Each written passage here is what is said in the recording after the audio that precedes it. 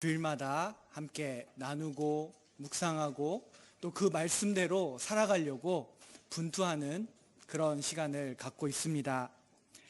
지난 주일에 우리가 함께 사도행전 20장의 후반 부분을 보았습니다.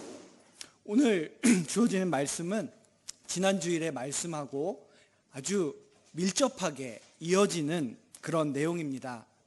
다시 한번 우리가 지난 주일에 나눴던 이 20장의 내용을 기억하면서 지금 어떤 맥락 속에 오늘의 본문 말씀이 있는지를 한번 상기하며 나아가기를 원합니다. 지도를 보여주시겠습니까?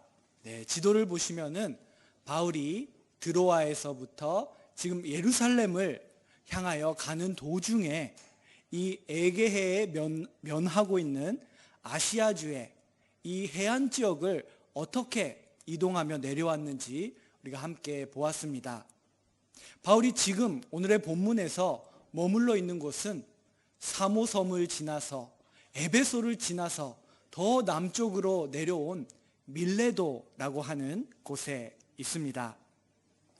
누가는 20장의 이 후반 부분에서 밀레도에서 아주 짧은 재회를 하는, 그리고 곧 바로 헤어지는 바울과 그리고 에베소의 리더들, 에베소의 신앙 공동체의 리더, 개역개정 성경은 장로들이라고 번역을 해야 하는데요, 그 리더들과의 재회, 이별의 모습을 통하여서 중요한 것을 전하려고 하고 있습니다. 그 중요한 것은 바로 신앙 공동체의 리더, 지도자들의 본질이 무엇인지를 전하는 것이고, 그리고 그들이 모델로 삼아서 흉내를 내며 살아갈 만한 모델로서, 지도자의 모습으로서 바울 자신이 이 에베소에서 어떠한 삶을 살아왔는지를 다시 한번 전하고 있습니다.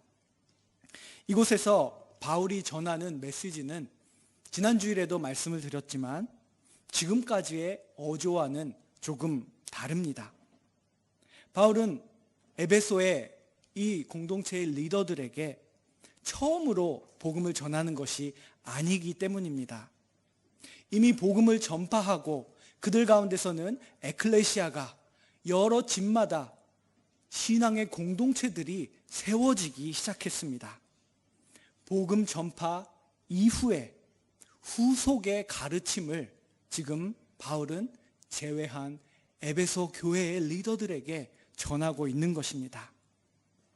바울은 이 아시아에서 3년 동안, 전에는 우리가 2년이라는 시간을 하나의 기준으로 보았지만 이제 그 이후에 모든 것을 다 포함하여 3년 정도의 시간이 된 것 같습니다. 3년 동안 매진해 왔던 복음 전도, 그것을 다시 한번 깊게 돌아보고, 그리고 어쩌면 마지막이 될지 모르는 이 에베소 교회의 리더들과의 그 짧은 만남에서 무엇을 전해야 할 것인가를 아마 깊게 돌아보며 숙고하지 않았을까 생각을 합니다. 바울은 그 메시지를 직접 만나서 지금 전하고 있습니다. 오늘은 그 바울이 전한 마지막 메시지의 후반 부분을 함께 보겠습니다. 28절에는 아주 많은 내용들이 함축되어 있습니다. 다시 한번 28절을 읽겠습니다. 여러분은 자기를 위하여 또는 온 양떼를 위하여 삼가라. 성령이 그들 가운데 여러분을 감독자로 삼고 하나님이 자기 피로 사신 교회를 보살피게 하셨느니라. 바울은 앞으로 지도자의 역할을 감당해 나아가야 할 지금 밀레도에서 만난 이 사람들에게 여기서 이 에베소의 에클레시아를, 이 믿음의 공동체가 무엇인지를 다시 보도록, 지금까지 물론 그 가운데 중심에 있었던 사람이지만 다시 한번 보도록 여러 이미지를 갖고 28절에서 말하고 있습니다. 다음 슬라이드를 보여주겠습니까? 먼저 바울은 여기에 밀레도에 모인 에베소 신앙 공동체의 리더들인 여러분은 감독자입니다. 여러분은 보살피는 자입니다. 라고 말하고 있습니다. 이 보살피는 자를 일본어 신공동역 성경은 세와오 스루모노, 여러 가지 뒷바라지를 하고 먹이고 입히고 하는 세와오 스루모노라고 번역을 하고 있습니다. 그리고 영어 성경을 보니 Who shepherd the church, 목자가 양을 이렇게 이끌듯이 이 목자가 하는 것과 같은 양을 돌보는 사람의 일을 하는 것처럼 교회를 돌보는 자라고 그렇게 번역을 하고 있습니다. 그렇다면 그들이 감독자로서 보살피는 자로서 섬겨야 할 그 공동체는 무엇이라고 바울은 말하고 있을까요? 다음 슬라이드를 보여주시기 바랍니다. 바울은 여기서 양의 무리라는 이미지를, 비유를 갖고 교회를, 에클레시아를 말하고 있습니다. 그리고 또 한 가지 내용이 여기에 포함되어 있었는데, 하나님이 자기의 피로 사신 교회라고 말하고 있습니다. 이것도 영어로 번역된 성경을 보니 하나님이 자기 피로 사셨다는 것의 의미를 조금 더 풀어서 번역을 하고 있습니다. 그것은 하나님 자신의 아들의 피로 obtain 했다. 그것을 자기 것으로 삼으셨다. 개역개정은 그것을 샀다라고 말하고 있는데, 일본어 신공동역은 지분노 모노토 나샀다. 그것을 자기의 것으로, 그 피를 치르고 그 피를 지불하여서 자기의 것으로 온전한 하나님의 소유로 삼은 하나님의 교회다라고 이 신앙 공동체 에클레시아를 규정하고 비유하면서 말하고 있습니다. 그리고 그렇게 그 교회를 돌보도록, 보살피도록 이 리더들을 세운 사람은 바로 성령이, 하나님의 영, 그리스도의 영이신 성령이 그들을 그 자리에 삼으시고 세우셨다라고 28절에서 바울은 말하고 있습니다. 우리에게는 교회의 성도들이 양에 비유되는 것에 아주 익숙한 그런 마음이 있을지 모릅니다. 그런데 여러분이 만약 바울 서신만 아주 집중해서 읽어보신다면 바울이 그가 쓰는 서신에서 양으로 신앙 공동체를 비유하는 것은 없다라는 것을 깨닫게 될 것입니다. 바울은 즐겨서 사용하는 이미지, 비유들이 여러 가지가 있습니다. 우리가 지금까지 바울의 복음 전도의 여정을 봐왔는데, 이 로마 세계 이방인들에게 복음을 전할 때 바울은 항상 작은 도시가 아니라 큰 도성을 방문하였고, 그 도성에 있는 먼저 시나고그, 회당에 가서 유대인들에게 복음을 전하고 그리고 이방인들에게 복음을 전하는 패턴을 봐왔습니다. 바울은 도시의 사람이었다라는 것입니다. 그래서 그가 사용했던 많은 이미지들은 주로 도시 사회에서 가져온 것들이 많았습니다. 왜냐하면 그가 복음을 전하는 대상이 도시에 살아가고 있는 사람들이었기 때문입니다. 예를 들면 4년마다 2년마다 정기적으로 열리는 아주 큰 스포츠의 이 축제가 이 로마 세계에는 헬라 시대 때부터 있었습니다. 그래서 바울은 운동 경기를 이미지로 끌고 와서 뜀박질하는 자, 권투를 하는 자, 그런 이미지를 사용하여 복음을 전할 때가 있습니다. 또 그는 이 도시에서 볼 수 있는 기초가 있는 건물들, 또한 도시에서 사용되는 법률 문서들, 그리고 바울 자신이 생업으로 일했던 천막을 만드는 일에서 얻게 된 그런 많은 이미지들을 갖고 복음을 서신에서 전하고 있습니다. 또한 때로는 농부로서 씨앗과 식물, 추수할 작물이 있는 밭의 이미지, 그리고 한 올리브 나무를 다른 올리브 나무로 이렇게 접목하는 모습을 통해서 복음을 전하기도 했습니다. 그런데 바울이 그의 서신 어느 곳에서도 양과 목자라는 이미지로 말하지는 않았습니다. 그런 의미의 오늘 본문은 아주 우리가 바울을 새롭게 볼 수 있는 하나의 그런 텍스트라고도 말할 수가 있습니다. 바울은 이 에베소의 에클레시아를 생각할 때에 그는 그들을 양떼로 보았다라는 것입니다. 바울 자신이 3년이라는 시간을 통해서 온 마음으로 그 양떼들을 목자의 심정으로 돌보고 그렇게 함께 왔는데 이제 그들을 떠나야 하고 어쩌면 다시는 볼 수 없을지도 모른다는 생각을 하고 있습니다. 그러므로 앞으로 이 양의 무리를 먹이고 인도하고 돌보고 지켜줄 그런 누군가가 필요한 것입니다. 28절을 다시 한번 보면 바울은 말합니다. 여러분, 리더로 세워진, 성령이 리더로 세우신 여러분, 자신을 먼저 삼가십시오. 그리고 양떼 전체를 주위에서 살피십시오. 바울은 그렇게 말하고 있습니다. 여기서 바울은 그들에게, 에베소의 리더들에게 먼저 자신을 살피라고 말합니다. 늘 자신을 훈련하고 말씀에 순종하도록 더욱더 믿음의 성숙에 이르도록 하여라. 그리고 동시에 양떼를 삼가라, 살피라 라고 말합니다. 이 두 가지가 함께 가지 않으면 어느 것도 이룰 수 없다라는 것을 바울은 잘 알고 있었습니다. 또한 이 에베소의 에클레시아의 리더들에게 주어진 그 임무, 그들이 해야 할 그 미션들은 자신의 머리에서 나온 것이 아니었습니다. 바울은 성령이라는 것을 주어로 삼았는데요. 바울이 그 성령의 이끌림을 받아왔기 때문입니다. 바울이 그리스 로마 세계의 그 광활한 그 세계의 거의 절반을 이 시점에서 돌아다녔습니다.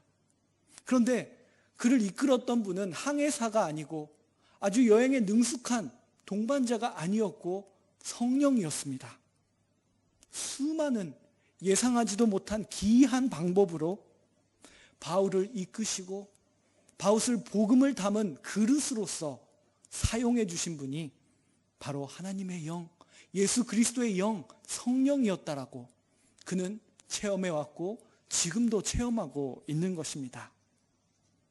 우리가 바울이 아직 사울이라고 불렸을 때에 그 내용을 한번 생각해 보면 바울이 성령에서 말할 때, 성령을 말할 때 어떤 심정이었을까 조금 더 머릿속에 연상이 잘 될 것입니다.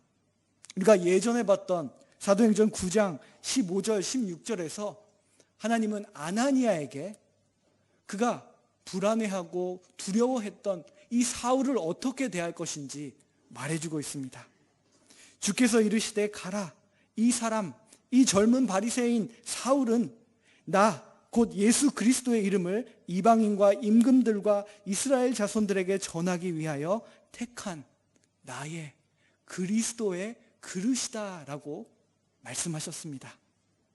그러면서 이어지는 16절에서 그가 내 이름을 위하여 얼마나 고난을 받아야 할 것을 내가 그에게 보이리라 라고 9장에서 아나니아를 통하여 사울에게 말씀을 하셨습니다. 지금까지 우리가 읽어왔던 사도행전 20장까지의 내용은 바울이 그릇으로서 어떻게 성령의 이끌림을 받아 어떻게 그리스도의 영을 따라 걸어왔는지를 누가가 묘사한 기록한 내용이었습니다. 그리고 그 과정에는 이 9장 16절의 내용이 그대로 풀어져 기록되어 있었습니다. 얼마나 많은 고난을 받아야 할지 바울은 너무나 극심한 고난을 특히 이 에베소에서 받았다라는 것을 그의 서신에서 말하고 있습니다. 바울은 자신을 찾아와 주시고 그리고 자신에게 직접 보여주신, 그러면서 예수의 이름을 이방인들과 임금들과 이스라엘의 자손에게 절하는 그릇으로서 삼아주신 그 성령을 경험해왔고 경험하고 있습니다. 성령과 이미 함께 많은 시간을 걸어왔기 때문에 이제 그 성령이 바울을 넘어서 이 믿음의 공동체 안에서 어떻게 일하시려고 하시는지 조금씩은 바울이 보이기 시작했던 것 같습니다. 바울은 그 성령이 에베소에 이 리더들을 감독자로 세우신다. 양떼를 돌보는 자로 세우신다. 헬라어로 에피스코포이, 감독자로 세우신다라고 말하고 있습니다. 여기 오늘 본문에 나오는 이 감독자, 에피스코포이라는 헬라어는 바울의 세대에 점점 아마 교회가 체계를 이루어가는 가운데 오늘날의 교회에 책임을 지는 주교와 같은, 비숍과 같은 그런 개념으로 발전해 나아갑니다. 그래서 실제로 영어에서 주교를 일컫는 단어는 에피스코팔이라고 말하고 또 에피스코팔리즘이라고 표현을 합니다. 바로 오늘의 이 헬라어 단어에서 나온 것입니다. 그러나 이 성경을 기록하고 있는 누가는 아직 이 교회의 체계나 직분에 큰 관심을 보이지 않기 때문에 자세한 내용은 말해주지 않습니다. 그러나 감독자, 목자, 보살피는 자는 자신에게 주어진 그 미션, 임무의 대상, 그 피로 사신 하나님의 교회의 가치와 무게를 잘 알아야 한다라는 것을 바울은 전하기 원했다라는 것입니다. 하나님은 이 양떼를 사기 위하여, 영어로 obtain 하기 위하여 자신의 소중한 독생자를 내어주셨고 그 독생자가 수치스럽고 희생적인 죽음, 십자가의 피 흘림을 하게끔 하셨다라는 것입니다. 그 대가를 치르시고 그것을 통하여 이 교회를 하나님의 교회로 삼으셨다, 하나님의 소유로 삼으셨다라고 바울은 말하고 있습니다. 28절에서 하나님이 자기 피로 사신 교회를 보살피게 하셨느니라 라고 말하고 있습니다. 아마 28절의 이 구절은 사도행전에서 예수님의 죽음의 의미, 예수님이 왜 십자가에서 죽으셨는지, 그 로마의 가장 수치스럽고 더러운, 사람들이 가장 싫어하고 경멸했던 그 사형의 방법으로 죽으셔야 했는지 그 의미를 가장 직접적이고 또한 가장 충격적으로 진술해 놓은 구절일 것입니다. 그 충격은 사람들의 마음을 움직이고 자신이 지금 그리스도 안에서 어떤 존재가 되었는지를 깨닫게 하는 아주 긍정적인 충격이라고 말할 수 있을 것입니다. 바울은 이어서 이 양떼의 무리를, 이 비유를 더 전개해, 더 펼쳐서 말하기 시작합니다. 이 양떼들을 노리고 공격하려고 하는 이리가 있다라는 이야기를 하기 시작합니다. 29절 말씀입니다.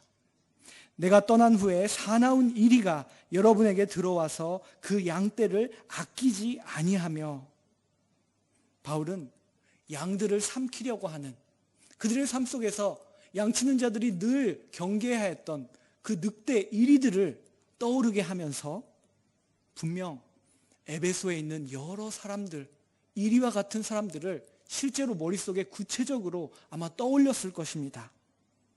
그 중에는 아마 데메드리오라고 하는 우리가 전에 봤던 은장색이 있었을 것입니다. 그는 바울이 전한 하나님의 말씀 때문에 자신이 이 아데미의 신전의 모델과 그리고 그 우상을 팔 수 없게 된, 수익이 줄은 그 일 때문에 분개하고 있는 사람들의 리더였습니다.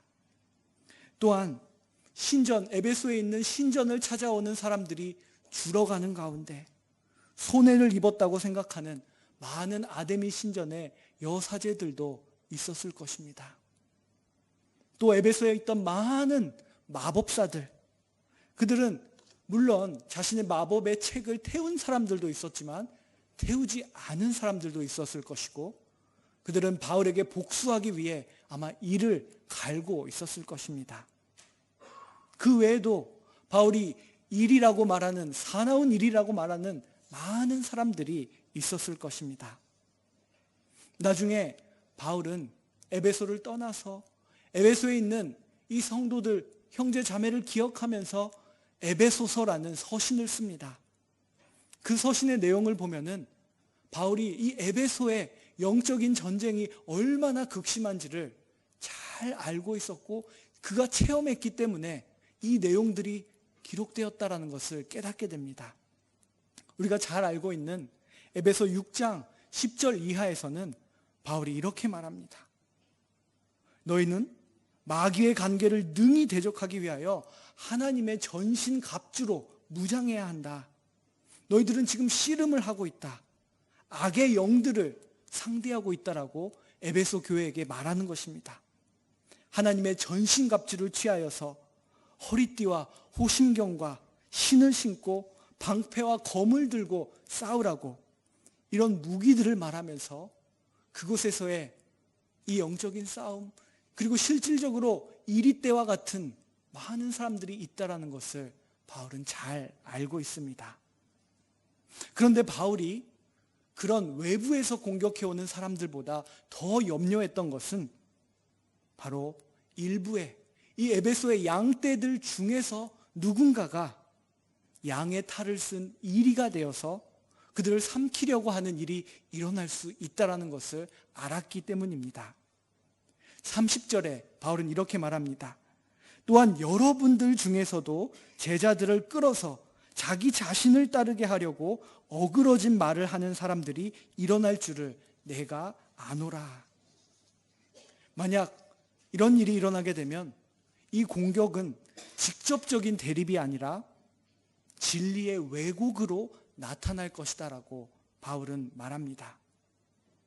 가장 큰 진리를 왜곡시키는 사람들은 직설적으로 진리를 거부하지 않습니다. 부인하지 않습니다. 왜냐하면 직설적인 부인은 바로 사람들이 알아차리기 때문입니다. 그러나 아주 강력하게 진리를 왜곡하는 사람들은 중요한 것이기는 하지만, 그러나 정말 핵심적이지는 않은 어떤 요소를 가지고 와서 그것을 크게 확대시키고 그것에 대해서 말하지 않으면 견디지 못하도록 그렇게 자기에게 사람들을 끌어가는 그런 아주 교묘한 방법을 쓴다라는 것을 바울은 알고 있습니다.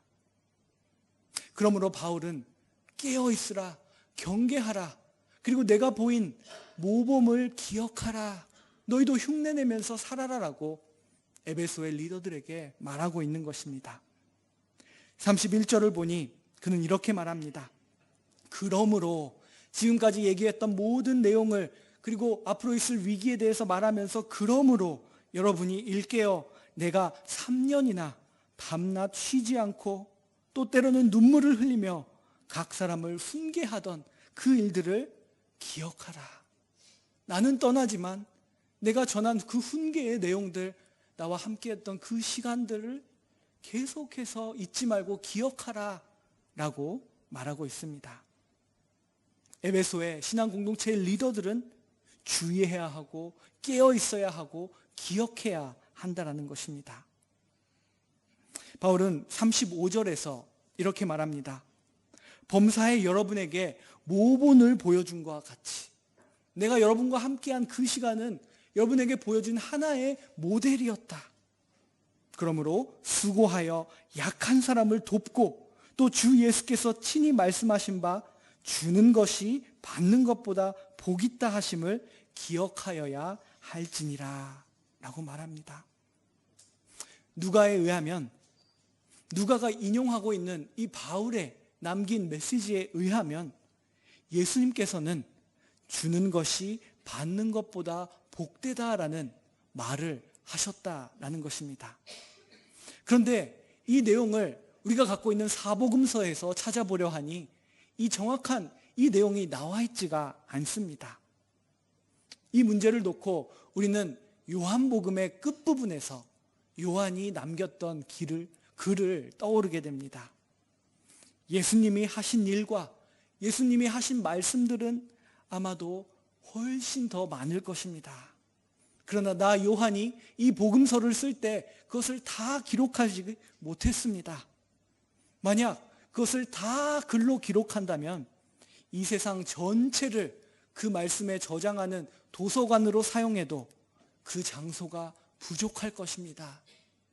요한은 그렇게 말했습니다.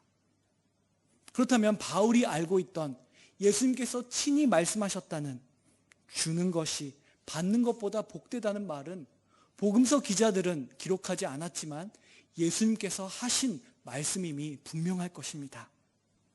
왜냐하면 예수님께서는 끝까지 죽기까지 자신의 양을 돌보시는 끝까지 주시는 분이었고 빌립보서에서는 자신을 비워 십자가에 달리기까지 낮아지셨다라고 말씀하고 계시기 때문입니다. 바울은 그 핵심을 전하고 있습니다. 바울에게 예수 그리스도의 복음의 본질은 어떤 교리, 도그마가 아닙니다. 어떤 theory, 이론도 아니고 마법의 주문도 아니고 어떤 강력한 이름에 접근하는 비밀적인 통로도 아닙니다. 바울은 말합니다. 내가 여러분에게 직접 보여준 것처럼 여러분도 수고하여서 약한 자를 도와야 합니다. 이것이 예수께서 우리들에게 보여주신 것입니다. 그렇게 사십시오라고 말하고 있습니다. 모본으로 보여줬다라는 것은 바울이 34절에서 말하는 것처럼 내가 이 손으로 나와 내 동행들이 쓰는 것을 충당하면서 약한 자들을 도왔다라는 것입니다. 바울이 성경적인 지식이나 아니면 자신이 갖고 있었던 바리새인의 그런 모든 받은 교육이나 또 로마식, 헬라식 교육을 받았던 그 수사학적인 재능을 사용하여서 사리사욕을 채웠다면 아마 이런 말을 결코 할 수 없었을 것입니다. 만약 바울이 좋은 옷이나 좋은 액세서리에 관심을 가졌다면 이런 말을 할 수 없었을 것입니다. 바울은 아마도 일찍 일어났을 것이고 늦게 잤을 것입니다. 시간을 정하여 기도하고 아굴라와 브리스글라와 함께 천막을 만드는 육체 노동을 하면서 살았습니다. 그러면서 때로는 두란노의 서원에 가서 말씀을 강론했고 질문이 있는 사람들에게는 밤이 새도록 그 질문에 대한 답을 해주고 병자가 있으면 함께 슬퍼하고 기도하고 눈물을 흘리는 그런 삶을 에베소에서 3년 동안 살았다라는 것을 말하고 있습니다. 바울은 끊임없이 에베소에서 주는 자로서 살았습니다. 그가 받은 것이 있다면 에베소의 에클레시아의 성도들의 사랑과 애정과 우정이었을 것입니다. 그리고 필요할 때면은 자기 집을 바울의 집처럼 내주었던 사람들의 그 인심이었을 것입니다. 그렇게 바울과 에베소에 있는 에클레시아의 성도들과의 관계가 세워져 나아갔습니다. 바울은 언제나 자신이 이해하고 전한 복음대로 살았습니다. 그리고 지금 에베소를 떠나면서 바울의 손에는 예루살렘의 가난한 이들, 그들을 돕기 위한 헌금이 주어져 있습니다. 바울은 복음의 메시지, 하나님의 은혜의 메시지를 전했고 그렇게 살았습니다. 바울과 에베소의 형제들의 그러한 삶을 3년을 기억할 때에 36절부터 38절까지 기록되어 있는 함께 기도하며 눈물을 흘리고 이제 바울을 못 볼 것을 생각하여 안타까워하는 그들의 그 이별의 장면이 너무나 이해가 됩니다. 이제 바울은 마지막으로 그들에게 권합니다. 32절입니다. 지금 내가 여러분을 주와 및 그 은혜의 말씀에 부탁하노니 그 말씀이 여러분을 능히 든든히 세우사 거룩하심을 입은 모든 자 가운데 기업이 있게 하시리라. 바울은 자기의 한계를 알고 있었습니다. 그러므로 이 에베소의 교회의 리더들을, 그 성도들을, 그 양떼를 주님께 맡기고 주의 은혜의 말씀, 복음의 메시지에 맡기겠다. 내가 아니라 그 말씀이 여러분을 세울 것이고 여러분에게 그 믿음의 공동체 안에서 하나님의 기업을 줄 것이다 라고 그렇게 말하고 있습니다. 하나님께서 그리고 그분의 은혜의 말씀이 믿음의 성도들을 지켜줄 것입니다. 겟세마네 동산의 제자들처럼 예수님께서 말씀하신 것처럼 믿음의 사람들이 해야 할 것은 깨어있는 것, 늘 하나님의 말씀을 기억하면서 깨어있는 것이라고 말씀하셨습니다. 바울도 에베소에 편지를 쓰면서 에베소의 리더들과 그 성도들에게 이렇게 말합니다. 마지막으로 바울이 오늘 본문에 이 말씀으로부터 조금 시간을 두고 에베소를 향하여 쓴 편지의 내용을 우리 한 목소리로 읽겠습니다. 에베소서 6장 18절의 말씀입니다. 모든 기도와 간구를 하되 항상 성령 안에서 기도하고 이를 위하여 깨어 구하기를 항상 힘쓰며 여러 성도를 위하여 구하라. 아멘. 이렇게 늘 깨어서 하나님의 은혜에 맡기며 우리들에게 주어진 일을 열심히 감당해 나아가는 저와 여러분이 되기를 간절히 축원합니다. 기도하겠습니다.